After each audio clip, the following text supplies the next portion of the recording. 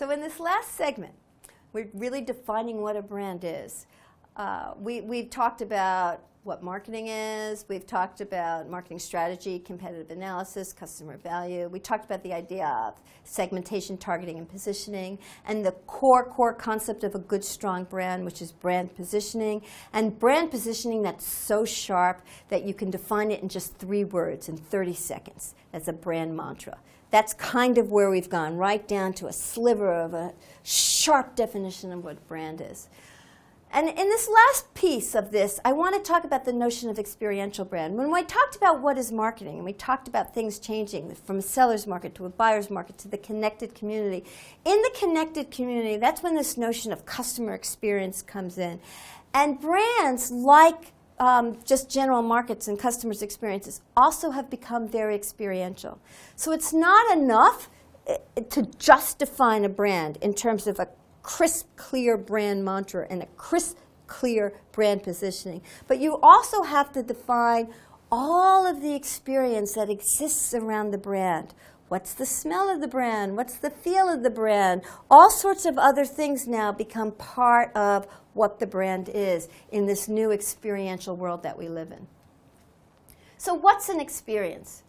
An experience is a process that occurs as a result of living through a situation, undergoing that situation. So it's not just a moment in time, it's a dynamic notion where you sense or feel this experience. As I'm going to define it later, you'll see that it involves all the senses. It's social, it's behavioral, it's cognitive, it's emotional. It's stimulations that are triggered to the sense that you think about, that you feel. They connect the company and the brand to the customer, and they place the customer action and the individual's actions and purchase occasions in a broader social context. So the experience includes all of these kinds of things. What I've been talking about up to this point really is pretty cognitive, pretty rational. And here's where we bring in the emotions and all these other things. And I know those of you who know and love brands really understand that brands are emotional, they're experiential. They're not just this hard and fast cognitive point of view. And so that's what I'm emphasizing here, and the point I want to end with of this section, that a brand is an experience. And so the things on the left are important. I'm going to talk about those, but they all have to be augmented to be bigger than that and to embody this experience or emotional piece. So we talked about differentiation. That's a principle of marketing, to be differentiated, the point of difference. But now, in today's brand, these rich brands are not just differentiated, they're experientially differentiated. So the differentiation is also in the brand experience. It's not just a single promise, it's a relationship. You feel towards a brand, the brands that you just love. If you're an Apple lover or you're an Abercrombie lover or something, you have a relationship with that brand. It's over time, and it defines you. It's not just brand attributes, these cognitive or these performance attributes or these product attributes. It's a personality. You think of a brand almost as a friend. It's not static, it's dynamic. It's not a mass brand. Because you're co-creating with the brand becomes very individualized. It becomes very relevant to you. You're not just aware of this brand, you're aware of how this brand fits into your life. So you can see by the types of words that I'm saying that really, really strong brands embody all of this emotional experience. And so when you define these terms, these things that I've mentioned earlier, then you don't just think about brand positioning. You think about experiential brand positioning. So what does the brand stand for? And it should be a multi-sensory strategy. When you think about brand positioning, experiential brand positioning, you not only want to think about what the DNA is, what the brand mantra is, you want to think, what's the smell of the brand? What's the color of the brand? What's the emotion you feel when you think about the brand? That's a brand positioning, an experiential brand positioning. And it needs to be, as any kind of differentiation is, it needs to be distinct from everybody else's. So you don't want, all hotels don't smell the same, all soaps don't smell the same. They have different experiences. And then the brand promise, the mantra, again, it's not just 3 words, cognitive words. It also needs to describe what that brand promise is in experiential terms. And here's where I'm going to be very clear of what I mean by experiential. It needs to have senses, so it needs to be what's the vision of it, what does it look like, what does it smell like, maybe what does it taste like, what does it sound like, is there music associated with it, what does it feel like, what are the senses? And then when I say feel here, what I mean is emotions. How do you feel about it? Is it a happy brand? Is it a sad brand? Is it a tragic brand? What are the emotions you feel with this brand? What do you think about it? And that's what we've been talking about. How does it make you behave or act? And relate refers to the social environment. What people, what social context, what culture do you consider or do you put this brand in? And all this experiential aspect of the brand should be in all channels. All channels should have an experiential component to it. So just to go over those again, the sensuous is across the 5 senses. You want to have a consistent experience. The feel part are the emotions. You should appeal to the customer's inner feelings and build strong emotions to it.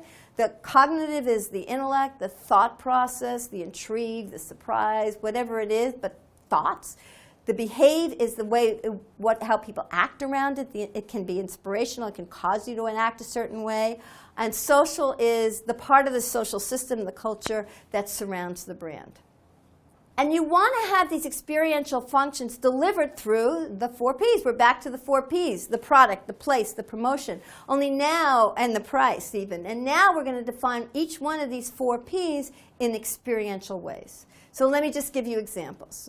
All of you know about, I'm sure you've seen the self-designed, customized Nike. It's not just a product attribute anymore. It's a shoe that you can co-design, co-create. You're part of the process. That makes it very experiential. You choose what you want in your shoes. You choose what you want in your greeting cards.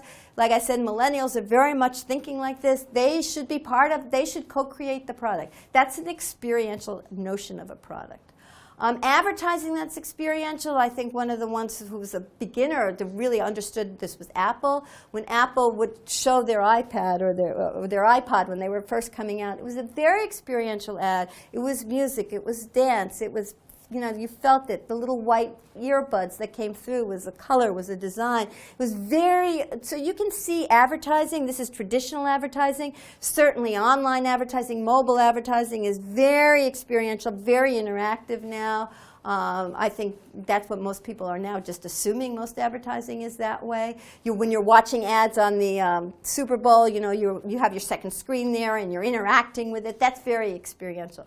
What does it mean to experience price? Well, eBay certainly showed us that, with auctions. Sometimes people will give you a bag and say, anything you can put in this bag, you'll save 20%. It makes price something that you're creating. I'm not deciding what you're going to save 20% on. You decide what fits in the bag. Or even the concept of Priceline.com, where you kind of name your own price. That's very much an experiential notion around price. Even something as cognitive as price, which is numbers, can be experiential. And finally, channels. You're seeing stores, you're seeing online become very experiential. These beautiful flagship stores, if any of you have seen Ralph Lauren's mansion in New York City or in Paris or in Milan, these are stores where, in Ralph Lauren, for example, they build an entire house, the entire lifestyle. People who wear Ralph Lauren clothes, what kind of house would they live in? What kind of furniture would they have? And it's very, very experiential. It's not just a store with clothes on a rack. It's stores in the experience, in the context that you're going to live and wear them.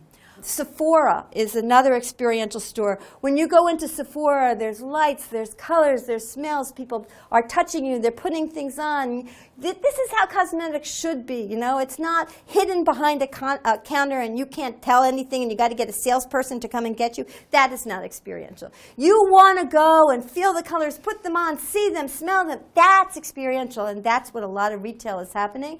And the very best retailers understand that. If you go to Times Square in New York, you'll see incredible candy stores that are very experiential. There's a Pop-Tart store. There's an M&M store. You go into that store and the candies are everywhere. The colors are everywhere. You can taste different kinds of things. It's a lot of fun. It's almost like an amusement park. That's what retailing has come to be. It's fun. It's exciting. Experiential. And that's what and all of these, by the way, are within the DNA of the brand. This is not random experience. This is not things that are not extremely well thought out. Each one of these pieces is delivering to the brand mantra in an experiential way through these 4 Ps. This is what's happening in brands. The very best brands are brands that you understand, that you live, that you experience, and that you tell your friends about. They're brands. Some people think about these new kinds of experiential brands as religion. It's like a religious experience. And we certainly saw that when Steve Jobs passed away. People went to the Apple store and put flowers in front of the Apple stores. That was his church. That was a memorial. These things, brands have taken on very new meanings, these global brands, in today's world. And so, just as a conclusion to this whole section, wrapping up everything I said, if you've got a strong brand makes clear promises. Clarity is very important, and it has to be dynamic. These promises have to be kept over time. You have rich, unique brand equity, strong emotions, strong thoughts with it, and they're delivered dependably and consistently. And strong brands have really loyal customers who help spread the brand message. Weak brands, on the other hand, are vague. They change. You never know what they're going to do. There's no consistency. There's no commitment. There's no. It's a very spotty reputation. There's doubt about it. You never know what it is. Pricing can change. One time it looks like this, another time it's shoddy quality. Those are not strong brands. Consistent, clear promises are what make very strong brands. The other characteristic of great brands, as I said, is consistency. Every time you get a product experience under this brand name, it's the same. You expect it. It meets your expectations. Very important. Branded products tend to be superior products. You're not just delivering a lukewarm tea. You're delivering something that meets specific customer value. It's distinctive. A strong brand doesn't melt into another brand. There's a very big difference between Disney and McDonald's. You don't get them confused. You don't get Coke and Pepsi confused. They are very, very distinct brand positioning and distinct customer experiences, even if the product itself might be somewhat similar. Brands are aligned. What is shown externally is aligned internally in the organization. When you have a market leadership strategy, it not only indicates what your market strategy should be going forward, but it indicates what kind of organization you're going to have, what the priority of your resources are going to be, how you allocate those resources, etc. And it's very important, we'll talk about this in the last section, for your brand to stay relevant. Markets change, times change, customers change. A great brand is flexible and adaptable and changes with the customers.